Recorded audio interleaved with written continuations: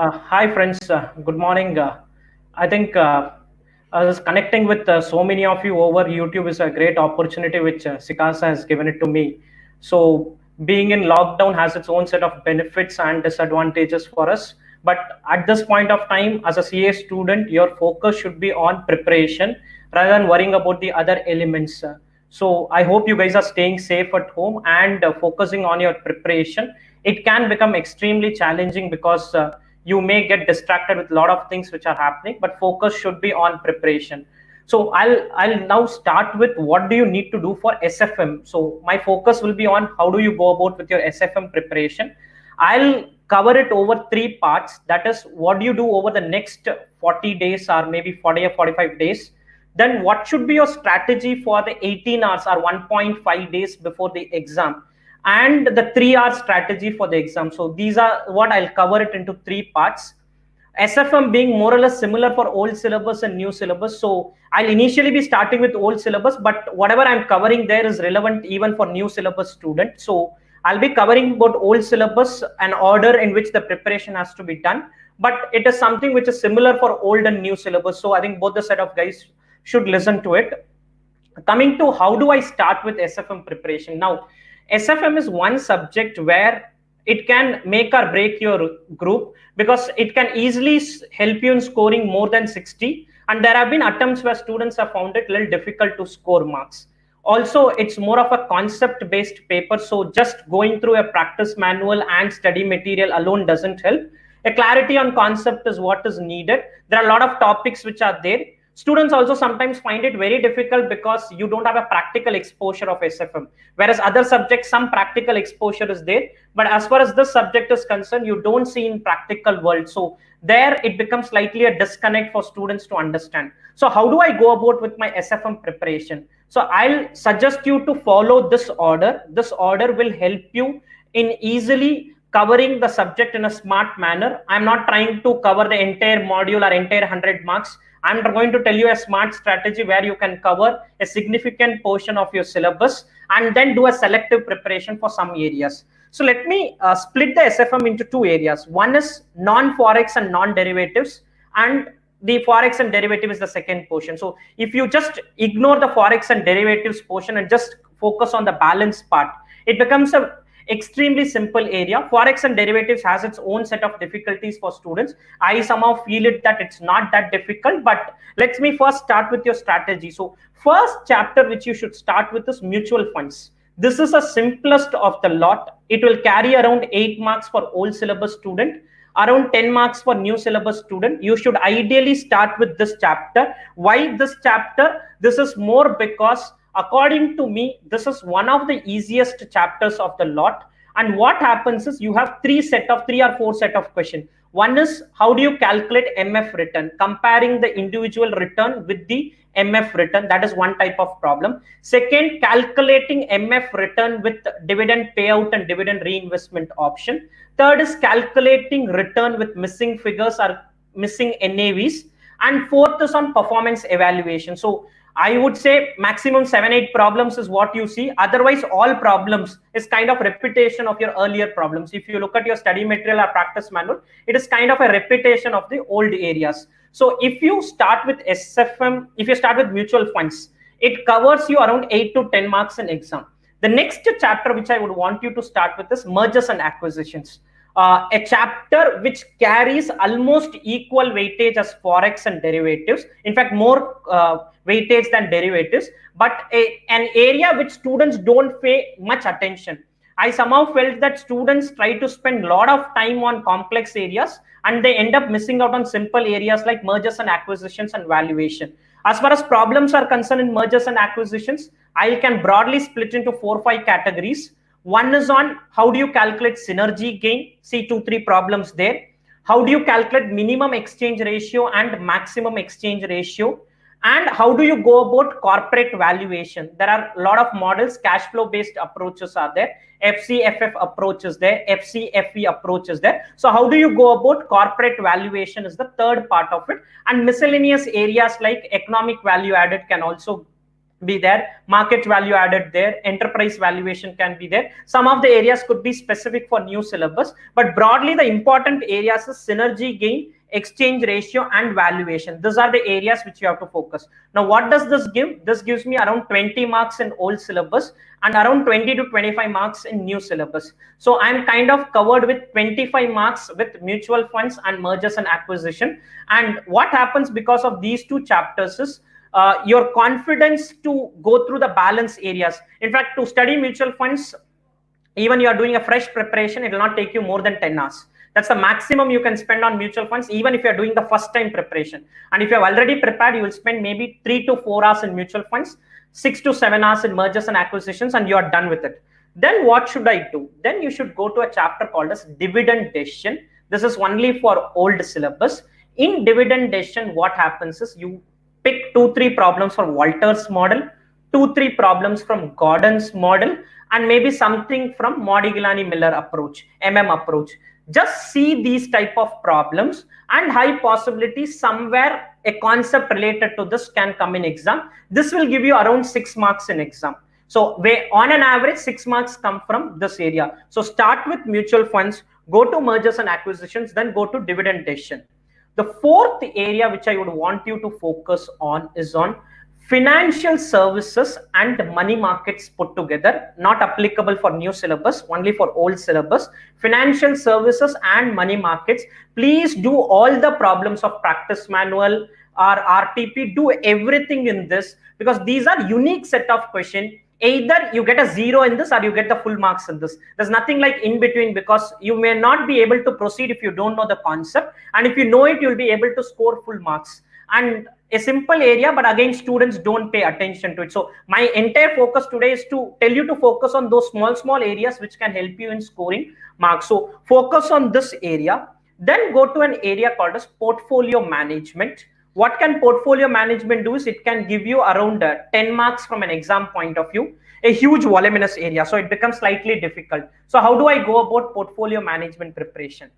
Understand how do you calculate risk, understand how do you calculate return, risk and return calculation, and focus on beta computation, security beta, portfolio beta. These 4 areas, risk calculation, return calculation, security beta, and portfolio beta, are the most important areas. If anything comes from portfolio in exam, 7 out of 10 questions will be from these areas: risk, return, security beta, and portfolio beta. Apart from that, you have multiple areas like arbitrage pricing theory, you have capital market line. So all that is additional, but my main focus should be these areas. How do I calculate risk? How do I calculate return? How do I calculate portfolio beta? How do I calculate security beta? There are various set of formulae which are there. You can just go through them and then focus. So what this does is I'm around covering 50 marks of problem. I'm covering 50 marks of problems. This number is for old syllabus. For new syllabus, again, I'll tell you the sequence in the end, but chapter-wise discussion remains same. Portfolio management means what a old syllabus student studies, the same will be done by a new syllabus student. But in the end, I'll give you a separate sequence for new syllabus. So portfolio management is what I should focus. Then I should go to an area called a security valuation. In security valuation, I have something on bond valuation, I have something on share valuation and convertible instruments. According to me, bond valuation is extremely critical. So try to do different set of questions on bond valuation. If you are able to cover bond valuation better, it will give you good weightage in exam, and you will be able to answer a lot of questions in exam. So just try to focus on bond valuation part and convertible instruments. Convertible instruments comes once in 3 exams. There are 3-4 problems in ICAI manual, nothing beyond that. Something like straight value calculation, conversion value calculation, premium payback period. Just focus on that. And if at all a question comes, it has to come only from those 3 problems. It is nothing beyond that. They cannot ask you any questions beyond that in convertible instrument. Share valuation, you have multiple approaches. Walters and Gordon's, you already cover it in your dividend decision. Apart from that, there can be a cash flow based approaches also. So you can have a FCFF, FCFE approach. So that is something which you can focus on. Now I go to the balance part. So after covering this, what I am kind of done with is around 60 marks from an exam point of view. 50 to 60 marks coverage is done. I will go to international finance and derivatives, a name which makes students worried a lot because they feel this is extremely difficult. I know my students, I have been telling my students that it's a simple area, but they also find it at times difficult. But again, I'll repeat you, if you understand the logic in this, it will become extremely easy. So what you need to do as far as Forex is concerned is start focusing on basics. Start with first basics. There is basics, some areas, then IRPT, interest rate parity theory, purchasing power parity theory. So interest rate parity, purchasing power parity, arbitrage. Arbitrage is something related to your IRPT and PPT. Forward contract is one important area. Please focus a lot on that. And finally, multiple forex hedging strategy. What is multiple forex hedging strategies? Combination of a lot of things. It could be a forward contract. It could be a futures contract. Futures is related to derivatives. It could be on money market hedge. So that should be the last part as far as forex is concerned. If you focus on these 4-5 areas, a selective preparation, you still will get around 12 marks in exam out of this 20. 12 to 13 marks in exam on an average. Some papers can be tough, some papers can be easy, but on an average, this is what you will get. Then I will go to derivatives. Okay, this is one area where I'll say go ahead with selective preparation if you're not confident. Go ahead with selective preparation. First part is futures valuation. How do you go about futures valuation? There are 5 formulae to do that. The first formula is your fair futures price is equal to spot price into e power RT. Then there is a dividend in rupees adjustment, dividend in percentage adjustment, storage cost in rupees adjustment, storage cost in percentage adjustment. So first focus on futures valuation. After futures valuation, go to futures hedging. How do you do hedging with the help of futures? There is some standard 4-5 questions in your ICAI manual. Just to do that. And then go to option valuation. How do you do valuation of an option? And how do you calculate payoff of an option? Just focus on this. I don't want you to try to focus a lot. Futures valuation, maybe 4-5 problems. Futures hedging, some 3-4 problems. Option valuation, some 5-6 problems. And maybe option payoff, 2-3 problems. So around 20 problems is what I'm telling you. Understand the concept. Focus on understanding the concept. And as far as interest rates is concerned, if you can do 2-3 problems on, one is on interest rate swaps. Try to do something on interest rate swaps and FRA, forward rate agreement. Interest rate swaps and forward rate agreement. That should be the area of focus. This should take care till derivatives. 2 other areas which are applicable only for old syllabus: leasing, capital budgeting.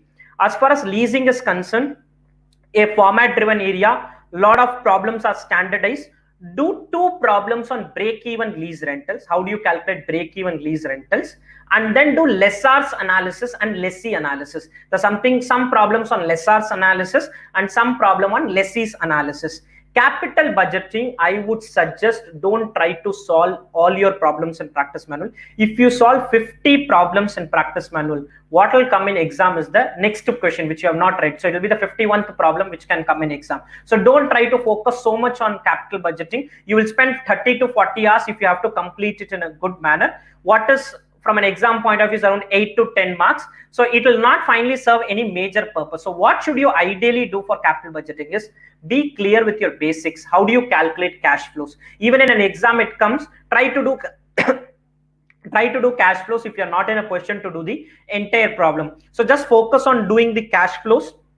After doing that, do something on risk analysis, which is RADR approach, CEF approach, inflation adjustment. This is what my strategy for old syllabus will be. New syllabus I have covered in between, but I'll tell you the sequence now. Old syllabus sequences: mutual funds, mergers and acquisition, dividend decision, financial services, portfolio management, security valuation, international finance, derivatives, capital leasing, and then capital budgeting. This is the sequence I would tell you to follow as far as old syllabus is concerned.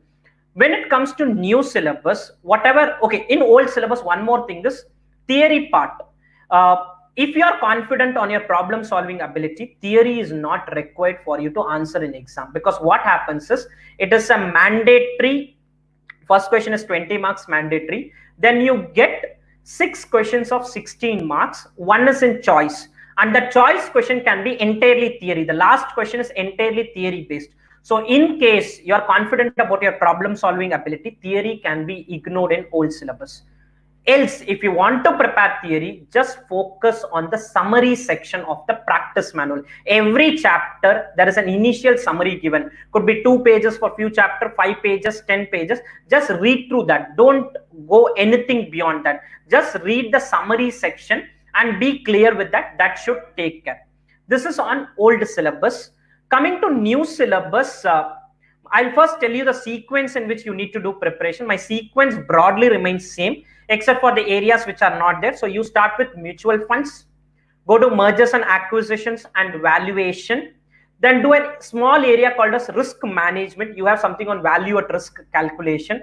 Then you go to portfolio management, security valuation, forex, derivatives, including the interest rate part. Now, mutual funds will carry around 10 marks weightage. The mergers is 20 to 25 marks. Risk management is basically, it comes 1 in 2, 3 exams. So on an average, it's 2 marks. Security valuation could be 10 to 15. Portfolio around 10 to 15. Forex is 20. Derivatives is around 15. And interest rate derivatives can be around. So derivatives is also around 20 marks. So that is the order in which you need to do the preparation. Mutual funds, mergers and acquisitions, go to risk management, portfolio management, security valuation, forex, derivatives and interest rate derivatives. This is what I need to do. The only major difference for old syllabus and new syllabus is the format of the paper is a mandatory 20-mark question, and then you have 20 marks questions which are around, I think they'll ask you 5 questions and you need to answer 4 questions. Earlier in old syllabus, 1 question was left as choice and that used to be theory. New syllabus, what happens is every question will have a theory part. So if you're answering your mandatory question, you have to answer theory for 4 to 6 marks. Second question, if you answer, again you have to answer theory for 4 to 6 marks. Third question, if you answer, again you have to answer theory for 4 to 6 marks. So in short, you'll be forced to write 20 marks of theory. There's no choice left. You'll have to answer 20 marks of theory. You're confident, not confident, doesn't really matter. Be clear that in exam you have to answer 20 marks of theory. Then how do you go about answering that? If in exam you have to answer. So one thing which you can do is follow your study material, or I have my own notes which are available in YouTube.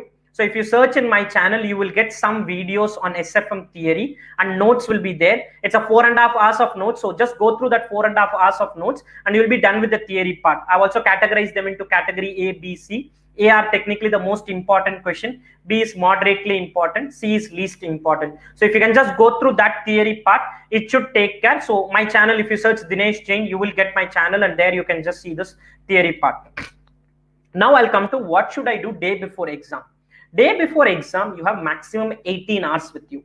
Nothing beyond that. So 18 hours is what you can prepare. Maybe once you're done your exam, that day you spend maybe some 4 to 5 hours. Next day you spend around 10 to 12 hours. And the other day you may spend around 2-3 hours. So what should I ideally do in this period? So your preparation for this 18 days should start with this 45 days preparation itself. You will have to make certain notes which I'm going to talk about. First thing, spend 2 to 3 hours on theory preparation. So during this period, read theory for at least 2 to 3 hours. You may not remember theory part. So if I read theory today, I'll remember it only for maybe 3-4 days. If you tell me to answer a theory question after a month, I will not be able to do. So I will find it difficult. I may try to give some points, but from an ICAI point of view, they would want specific points. So how do I do that? You can do only by doing preparation day before exam. You guys read theory papers, you do a lot of preparation. So in SFM, you will have to do that. Theory part, around 2 to 3 hours for new syllabus. Old syllabus depends on your preparation strategy. If you're confident in problem solving, you're not going to refer theory the day before exam. Next thing you should do is prepare a formula sheet at this point of time. What is a formula sheet? It covers important formula in various chapters. When I ask students what are the difficulty they face in SFM, one answer I get is formula part. So what should I do is you will have to make a formula sheet. I have my formula sheet, but if you take that, I have my revision modules which are available in YouTube. So revision lectures are there, revision modules are there, formula sheets are there, but I wouldn't want you to refer it. I would want you to make your own formula sheet. So when you make your own formula sheet, you will try to understand a little better, and that formula sheet you will have to revise for at least 1 hour the day before exam. Then every chapter, please mark 20% of the problems has to be seen day before exam. If you are going through 100 problems in one area, it depends on how you are prepared, but if you're going through 100 problems, 20 questions of that you should see day before exam.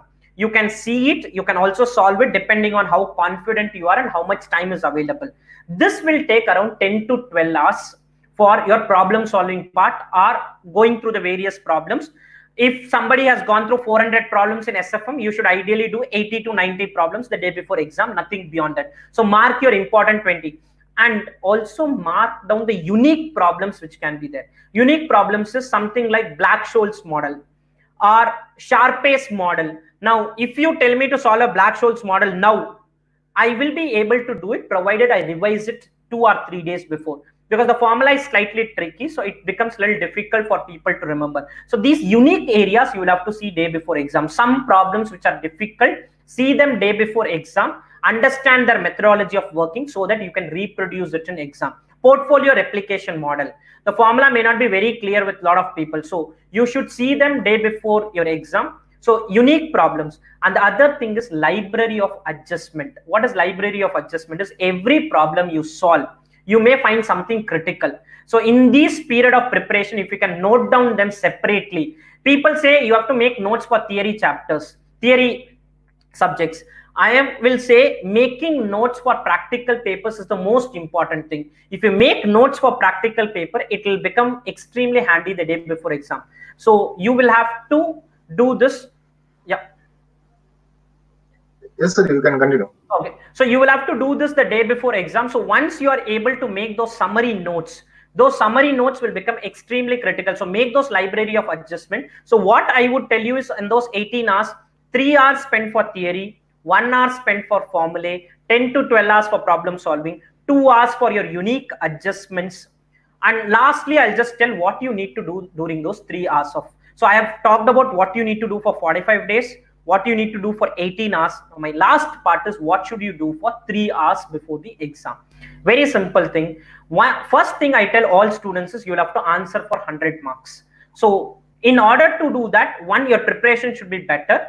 And second thing is you'll also have to do a better time management. So I always tell follow a rule of 1.5 minutes per mark. Follow a rule of 1.5 minutes per mark. If it's a 10 mark question, spend 15 minutes on that. Able to complete it, great. Not able to complete it, please proceed to the next question. What you can do that is, by this process, you'll be able to complete your paper in 150 minutes. Now what you'll be there is, you will have around 30 minutes of time left. In that, you can check the answers which you have done. You can try to answer areas which are yet to be completed. So that is one thing I would tell. Start with a question which you are extremely confident on. I wouldn't want to see people making a lot of mistakes in the first 2-3 pages. So do that. Focus on better presentation. When I say better presentation, in your final answer, if a question is asking for 4-5 things, something like they're asking what is the straight value of a bond, what is the yield to maturity, what is the current yield, try to answer them in a final summary and put that in a box. Or if you don't have a time to write a final summary, wherever you have answered that, please put that in a box so that examiner can directly go to that section and see whether that answer is right or wrong. So they can easily assess your paper. As far as theory is concerned, in theory, try to underline your important words. See, handwriting is not that critical. Many of my students know that how bad my handwriting is. So handwriting is not that critical. I have done my papers. I've also gone through what you are going through now, and I have managed it little better preparation. My focus was always on better preparation and better presentation in exam. Handwriting is something which I was not gifted with, so I could not do a better job there, but still my papers I could get marks. So just focus on better presentation in exam. I think this is what I would like to say. In case you guys have any doubts, you can contact me at any point of time. I'm available for clarifying your doubts. So you can go through my channel. My contact details will be there in my YouTube channel, or comment there. I'll try to give you answers. I've also uploaded some revision lectures, so go through those also. That can also help you. With that, I think I thank again SICASA for this opportunity, and also the students for patiently hearing me. I think I would say, please keep preparing. Don't worry about whether exams will get postponed or not. Please keep ahead with your preparation and be focused on that. I'll end with this. Thanks a lot. Thanks, Tamil.